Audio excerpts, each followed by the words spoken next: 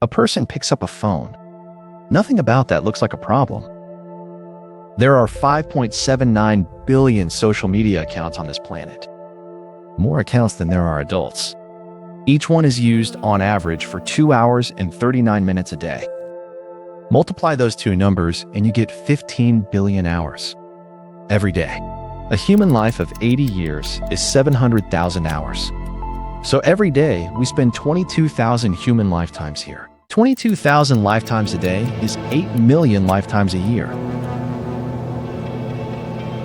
Not spent by one person. Spent by all of us in small pieces, in queues, in beds, at tables where somebody else is sitting. 2 hours and 39 minutes is not a scandal. That is the point. It is a number nobody notices about themselves. Over a year, it is 40 days. Awake and gone. And nobody handed it over. It was collected, one pull of a thumb at a time. Before 2006, a page of results ended. You reached the bottom and you clicked for the next page. That click was nothing. Half a second. But it was a moment in which a person decided to continue. A designer named Asa Raskin removed it. The page loads the next page by itself before you reach the end. There is no bottom anymore. He built it to make things easier. It made things easier.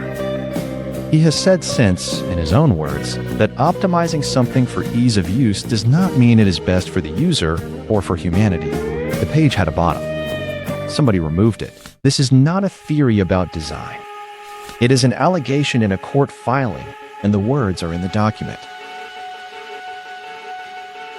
The state of New Mexico sued Meta in December 2023. The complaint runs to hundreds of pages. It says the company chose to implement features, and it lists them: engagement-based feeds, infinite scroll, push notifications, ephemeral content, autoplay video.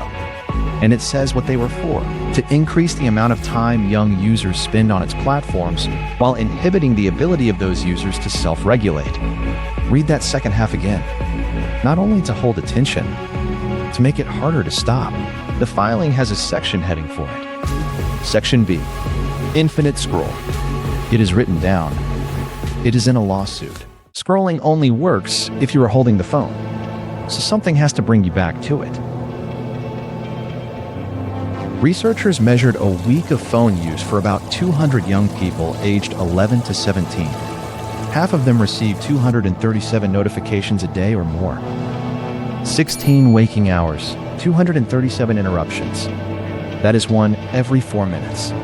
The highest measured was close to 5,000 in a single day. One every 12 seconds. A quarter of them arrived during the school day. 1 in 20 arrived at night. One every 4 minutes. All day. Every day. The complaint quotes the company's own presentation about teenagers.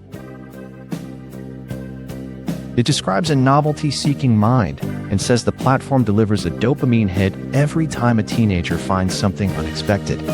It calls the need insatiable. It says teen brains are much more sensitive to it. Those are not the words of a critic. That is a slide, quoted in a filing, from inside the company. The same presentation notes that teenagers are especially prone to going down rabbit holes on a single topic. A rabbit hole is not an accident in a feed that never ends.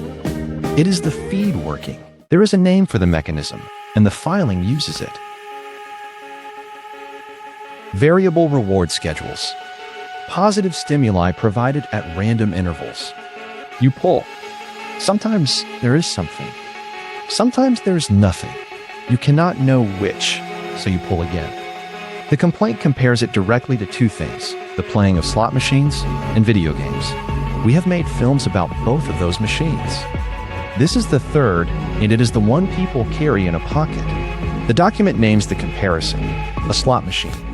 The hours are not wasted from the platform side. They are the product.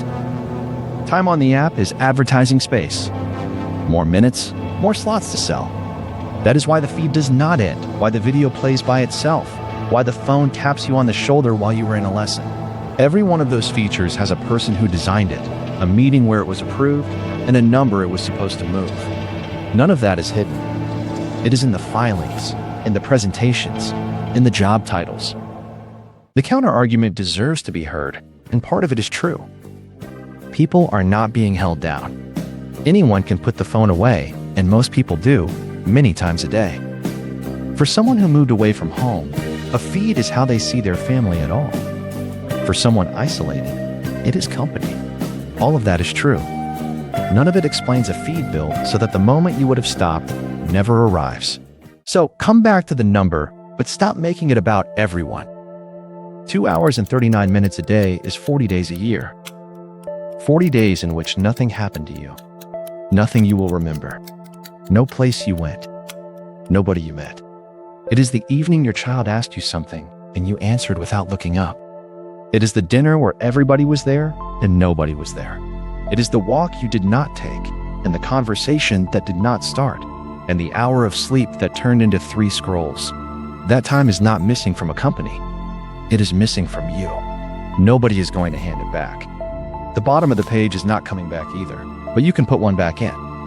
Anywhere you like. That is the whole trick. Now you know.